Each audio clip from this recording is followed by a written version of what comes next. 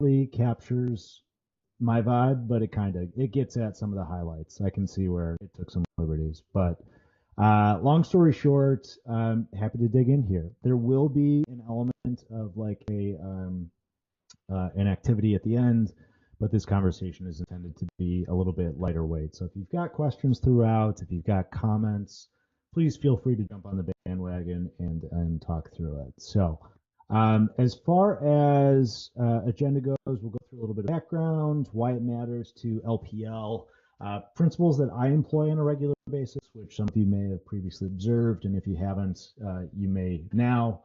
Practical techniques that you guys can use immediately after this call, potential pitfalls to be mindful of, and then also we'll do some live workshopping. So jumping right in, wanted to give everyone a little bit of background, but I attribute all of my success to one particular class I took in college.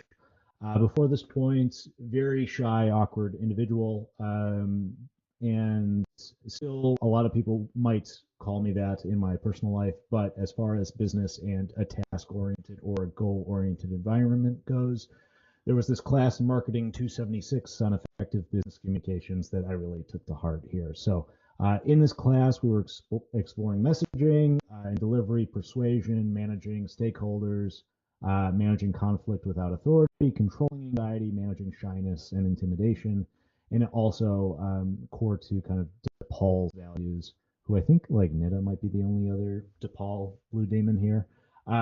Servant leadership. I went to DePaul. Oh, you went to DePaul, Emily? Oh my gosh, there we go. Okay, so me and Emily and Nita. I started there. Hell yeah, all of your product team at DePaul. But long story short, servant leadership is also a core belief of mine and something that I very much hold in my day-to-day in working with you all. So the premise of the entire class also had Dale Carnegie's How to Win Friends and Influence People as a core reading.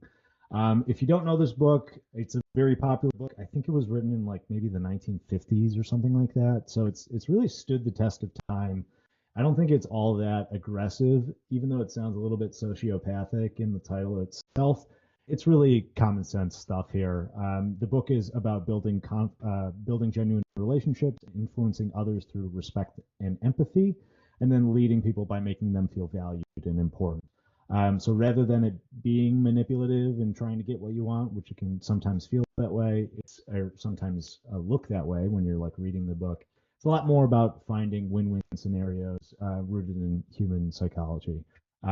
So very similar to the win-win, the de-escalation handbook that I think Michael Scott, the episode in The Office where he's trying to mediate between, who was it, Dwight and Jim?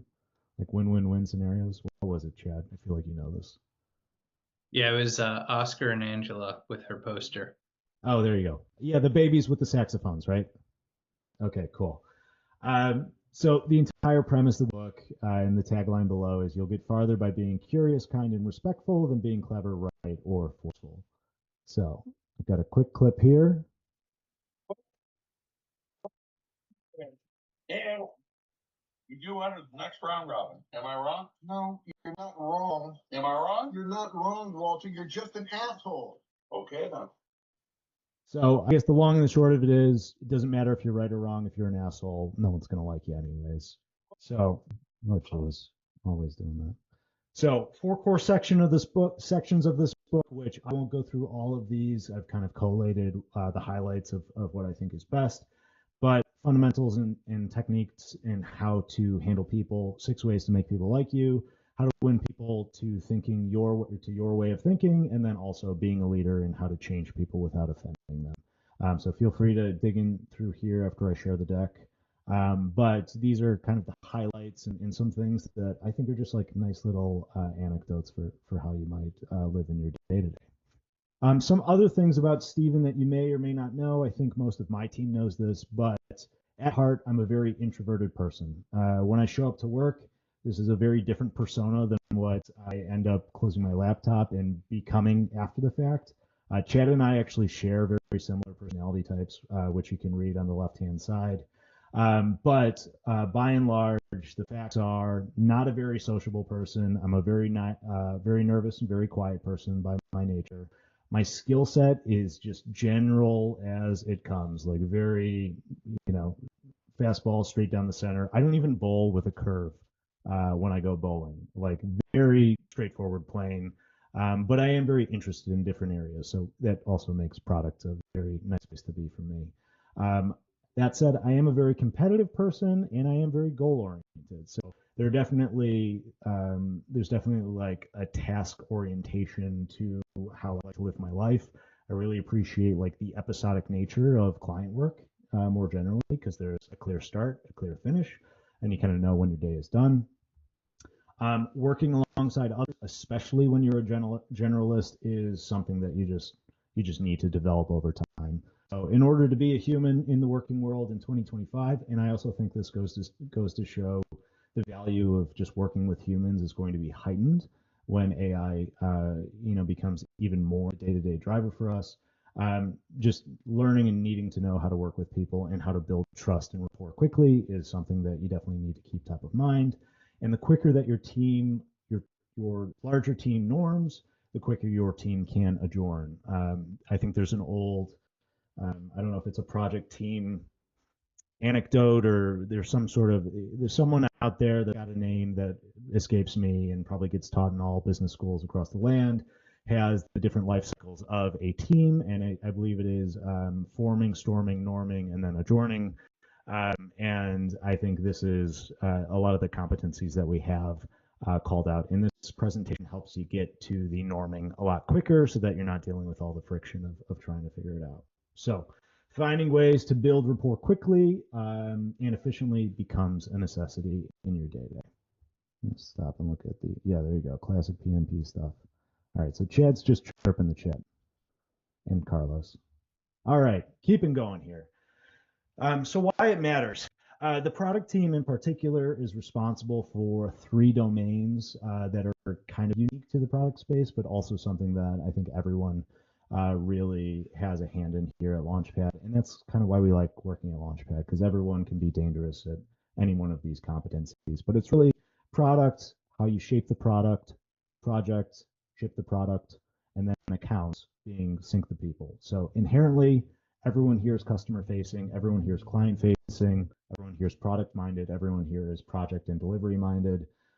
This is a little bit more on the account side, and we all have to deal with and work with whether they're clients or prospects on a regular basis, as well as each other. So wanted to give that call out. I also am calling this kind of the multiplier effect here. The more that you can build rapport, the faster that you can build trust, the faster that decisions can be made.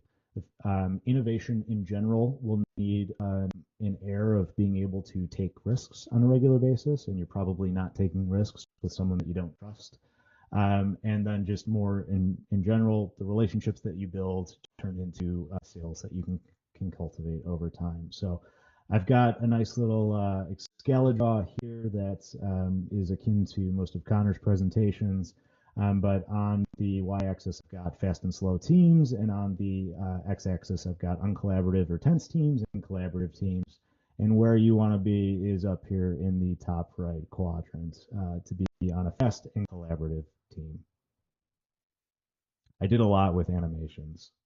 So the 5 key principles that I employ: 1, showing genuine interest; 2, bringing smile and warmth; 3, using names in meetings; 4, being brief and being impactful; and then 5, vulnerability breeding connections or building connections here. So the first thing, showing genuine interest. This is something that you guys probably see on a regular basis in something that gets to the core of how I like to operate. And one of the reasons is I just strongly believe in stranger danger. So I just want to make sure that I'm working with people that I know and like to work with. So asking people about themselves, not just about what they work on. Trying to find those small details and digging into those small details and understanding, like, okay, Chad's got this whole banana mush situation. Let's dig in there and try and figure out what makes Chad tick. Helps build your relationship up with Chad. I think there's also a comment here which goes back to another principle, but there's a lot to building rapport outside of just talking. A lot of it is also just very much active listening, absorbing what you're hearing, and then repackaging that up to someone and trying to build a bridge. So one tactic that I have written down here is write down something that might pop up that catches your ear a little bit different, that isn't project related. Follow up on personal milestones. If you don't like being the one who talks, be the one who can ask the questions, because more often than not, you can deflect on an answer that gets brought back your way. So you can kind of be in the driver's seat without necessarily being the one who has to, share personal details if you're not comfortable with that. But then again, I think it's generally best accepted to be a two-way street. I also would say this is a common practice for me. Search whoever you're talking to on LinkedIn or otherwise, and get a sense of who they are, what they might like. Like, come in with some canned questions if you have any off the top of your head. Just try and understand who you're working with, what they might be interested in, and try and build that commonality bridge here. All right. Any questions, feedback here? Okay, cool. One that Carlos called out was how to remember everything that you learn. I don't know if there's a specific way or if it's just committing it to memory when you hear it. For me in particular, it's a little bit of both. I typically will write things down in shorthand. If anyone has ever seen my notes before AI, I mean, the beautiful thing about AI, and I feel like this is kind of happening to me a lot, is you'll see at the start of meetings or at the end of meetings and summaries, like some silly banter that happens where I'm digging into things, and then it gets posted automatically for me to read and remember. I would also say, like, keeping a notepad available or nearby. I always have my task editor, or sorry, my notes, just like the general plain text notes field open on my computer, and that's personally how I manage my life, which is horrible to say from someone who is trying to preach the merits of Asana and project management tools. But yeah, just try and find shorthand to yourself. One thing that I will also do if I'm away from my work computer, I will send myself an email from my personal email to my work email, subject line only, with just like quick shorthand as well. So sometimes you may see me off camera with my phone in my hands. I don't know if you guys notice this, maybe you have. More often than not, I'm writing an email to myself on like little tidbits things. I also think, like, sometimes I am checking texts. I also think there's a world in which, like, this helps you in your personal life. Like, I keep an ongoing notes app for Megan for like any gifts that might pop up, or like funny phrases that have popped up, and they help me figure out like what gifts to give on a, like, whether it's a birthday or an anniversary or a holiday or something like that. So the small stuff matters, I think, is the takeaway here. Okay, principle number 2, but smile and bring warmth. Um, I think warmth can mean a lot to a lot of different people, but more often than not, the energy that you bring into a call is likely going to be met. I've got a note here at the end about like making sure that you're mirroring folks in their personality and their energy, which can sometimes be a little bit precarious because you never know how you're meeting folks in their day and what sort of struggles they're going through. But I typically use humor to diffuse tension. I typically use a little bit of goofiness and silliness to diffuse tension. And I would say, like, more often than not, you can kind of change the vibe of someone's day if you treat every meeting like a late night talk show host might, right? So like every time we're on Zoom, I'm treating this like, it's late night with David Letterman or something like that, and I'm looking to have like a good segment with whatever the guest is top of mind. So that's why you'll see some nonsensical icebreakers that I'll call out. You'll see some inconsequential, silly anecdotes that I use on a regular basis. But more often than not, this is kind of the low-hanging fruit. Like, the energy you bring to the table is often met and or is infectious. So if you can bring a positive vibe, you'll probably be met with a positive vibe. Third principle, and this one's an interesting one, but use names. I think this is like a long-standing psychological experiment where previous folks have like dug into how the brain reacts to hearing different sounds, and their name, I think, is always like one of the number one things that comes top of mind. But use someone's name in the first 5 minutes of a meeting or whatever it is. Try and use it naturally in conversations. Maybe don't overdo it because that sounds a little bit weird if you're constantly talking to one person in a one-on-one and just saying their name to them. Like that gets funky real quick.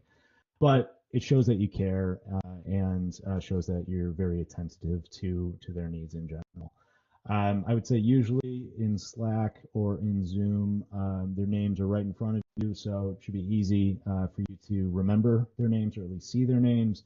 If you can't pronounce their name or you don't know how to pronounce it, I think that's another great segue to open the door to ask the question about how do you pronounce your name, and that also shows that you give a shit. Some bonus points here, but if you can remember a family or a pet name, but that is definitely something that I think goes a long way and really shows that you're taking that extra step. Being brief and being impactful, being known as the chatty person or the talker isn't always the best use of clients' time. You probably I mean, this is kind of silly because I've been presenting for the past like 10 to 15 minutes now. But being clear and concise over being long is always the move. You don't want to have these long, convoluted stories with no meaning, and it just kind of like takes up people's time. I also think like this is a practice in maybe brevity and like doing a quick check-in versus like having a long form therapy session with someone. So someone like, I don't know if anyone has had the pleasure of working with like a Kate Weingart, but like she'll shoot me a nice little Slack here and there just to check in very briefly. That goes a long way, warms my heart. Love working with Kate, not only because of that, but it definitely helps. So checking in with folks, being brief, like doesn't have to be a long form thing. I think definitely goes a long way. So on Zooms, some of the tactics that I use is trying to address everyone and time box the bullshit that you'll see out of me, at least until the first 5 minutes. And then I'll get into the day-to-day, talk about the agenda, what I'm trying to accomplish with this call, and keep it moving with our life. All right, the last principle that I employ is definitely vulnerability. I think this is one of the greatest ways to build connections with your teammates as well as your clients. You know, when you're wrong, be the first one to admit it, jump the gun. When someone else is wrong, be the first one to address it and downplay it so that it doesn't seem as impactful as it is. Don't be like Walter in that in the original Big Lebowski video that I showed. Like, doesn't help to be right all the time because it can really harm egos, harm relationships. So being the first one to say I was wrong or calling someone out to be like, oh, great catch on what I may have missed, allows other people to feel comfortable, share their personal insecurities, their anxieties, helps you build a stronger connection with them in particular. So yeah, I'm the first person to admit that, I'm not the best or the brightest here, but I am very excited about it, and that goes a long way with clients as well. Like they like working with humans is the long and short of it. Okay, some practical techniques that you guys can employ, and there's a lot on here, so I'll try and zip through this as best I can. But the 2-minute rule is something that also comes up in Dale Carnegie's teachings. If it can take you 2 minutes out of your day to just do something for someone, just take care of it and do it. Using someone's name in the first 10 seconds of a Zoom when addressing them goes a long way. Watching for Zoom signals and just really being like an active listener as well as an active observer is also something very intriguing, something that I do on a regular basis, and that's what our activity will be at the end of this. People will more often than not show you what they want you to see. And I think there's a lot of interesting things when people go in and present their screen and you see what other tabs that they have open, or you see their background on Zoom, like Emily eating a taco on her patio right now. Like there are a lot of things that can then help you breed a connection with someone and talk to them about something that they're interested in. And this dovetails into my next ask personal and professional questions to get it past the how are you doing, how's the weather, that sort of thing. Even though there's definitely a time and place for that, more often than not, like that's pretty easy to slip into. Some other notes here, but like when you're introducing two people that may not know each other, using mutual admiration goes a long way. So telling someone they're good at something, I feel like people love hearing that they're an expert at X, Y, and Z, or you've noticed something about them that they also like hearing. I I think this is why BuzzFeed is so popular when you take those nonsensical, like what kind of Disney princess are you type quizzes. Like people just like hearing what they're good at or like being told what they're good at. And that helps establish a mutual connection and respect to folks. Having an off agenda check in to talk about life rather than work. Using humor to break down barriers. So being a little bit goofy. I think there's a psychological principle here where you can be goofy and it builds safety in other folks, and then they feel comfortable being goofy. It's kind of like a nice positive feedback loop.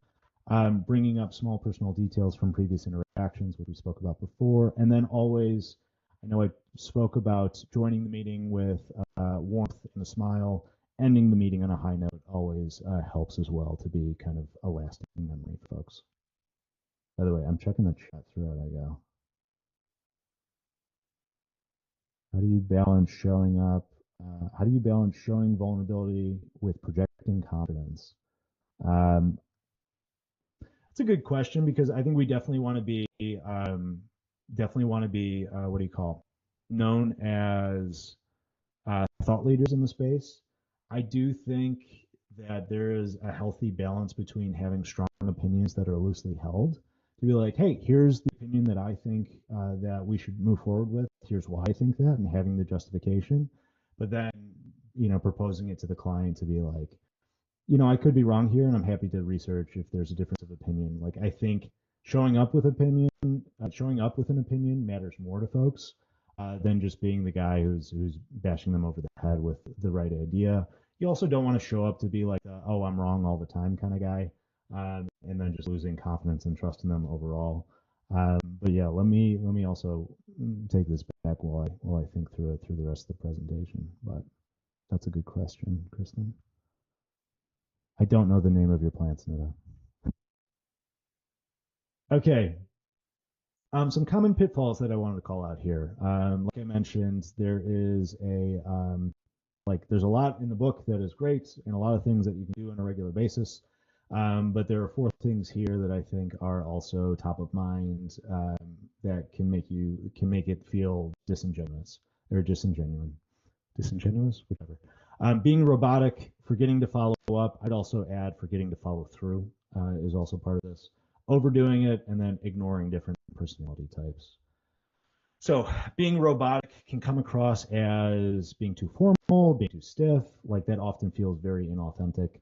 I personally hate wearing a suit and tie, and like that just doesn't feel very authentic to me.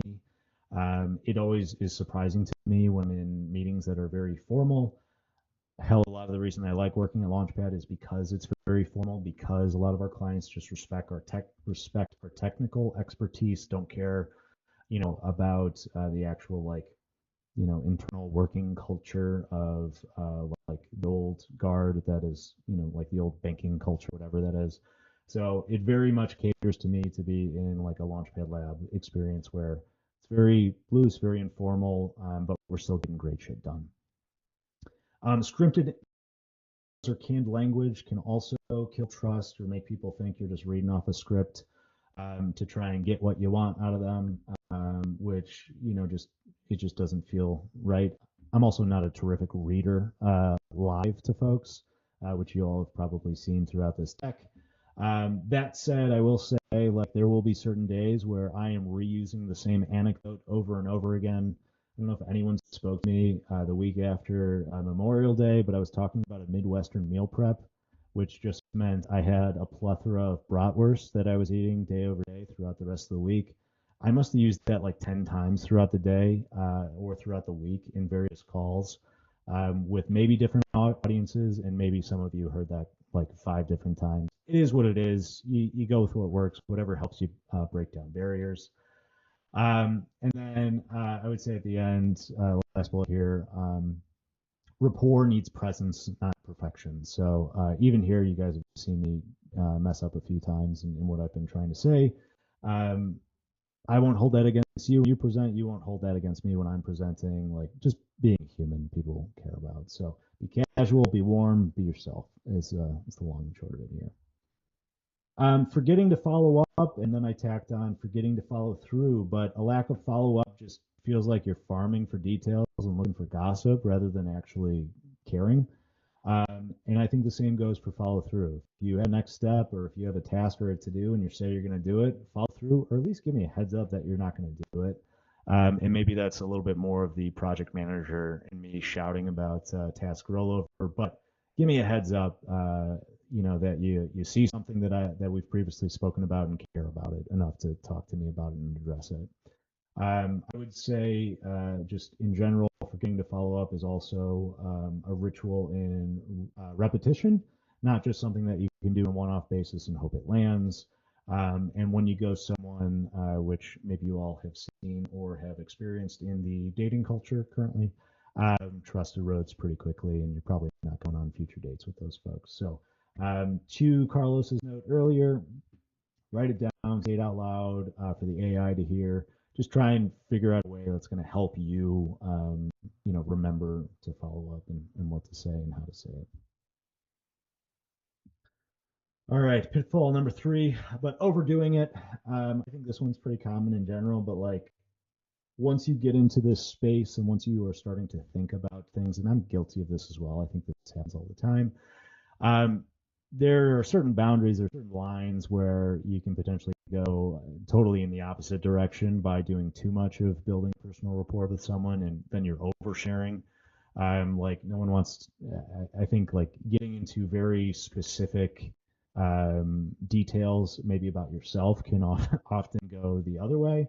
So I would just say, like, if you can't find where the line is, maybe this is a good rule to time box things for yourself in terms of the personal chitter chatter.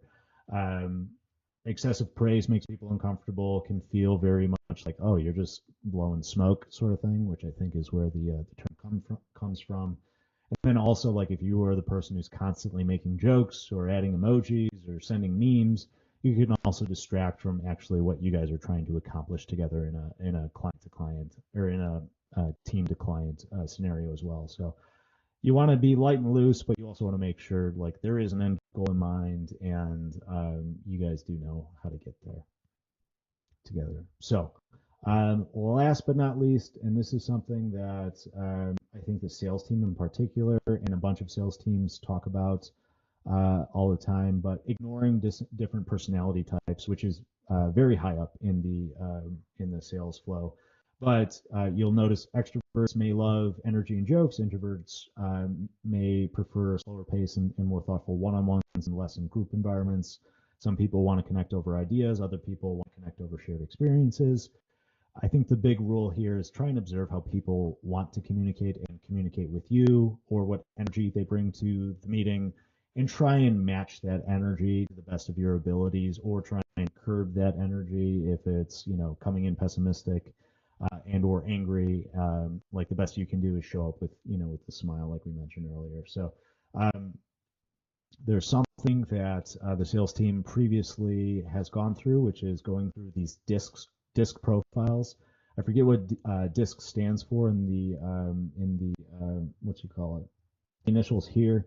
I think D stands for like dominant, and then one stands for like caring. I forget, but anyways, I've got it linked out here. There's different assessments that you can do to help you understand how to best interact with your clients that various sales institutions have built up over time, and it's a fairly tried and true methodology, similar to the monkey paw space demo or lunch and learn that Kelly gave those many years ago. But this will help you break down barriers, figure out how you might want to cater your personal communication style based on the stakeholders you have in the meetings. Okay.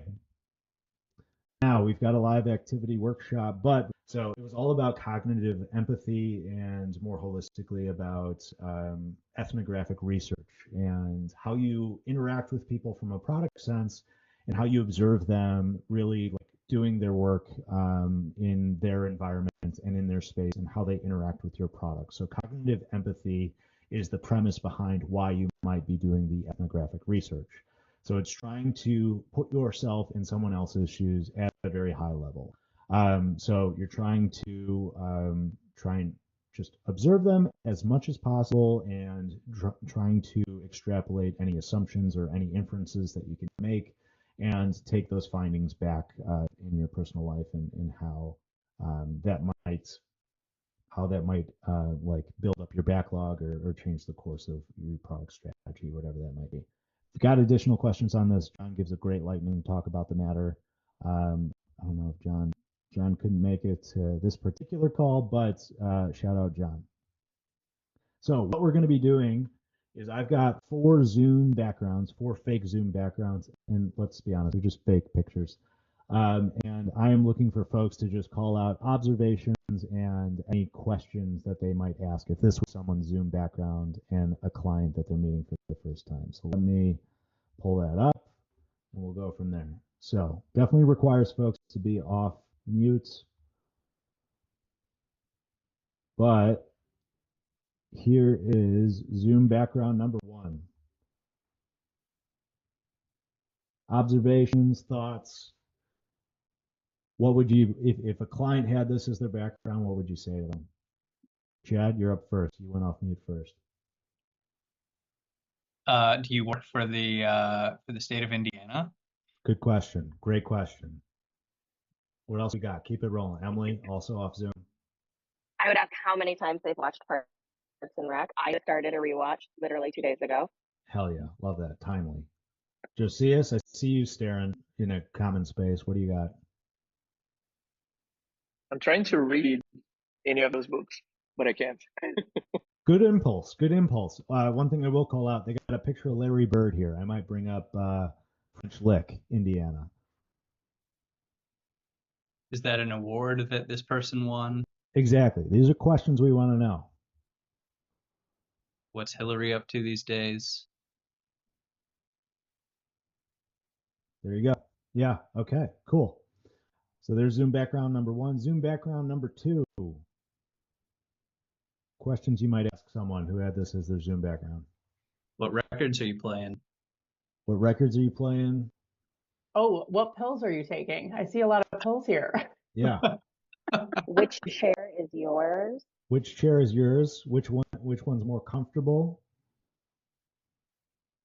Tell me about this Tiffany lamp, you know? Yes. Is this a family heirloom? What's going on here? No trees in the background. Are you anti-tree? What's Are you happening here? anti-tree? Yeah. Like, where are the balloons that you're storing? Are they in the Yes. attic? Yes. Chad?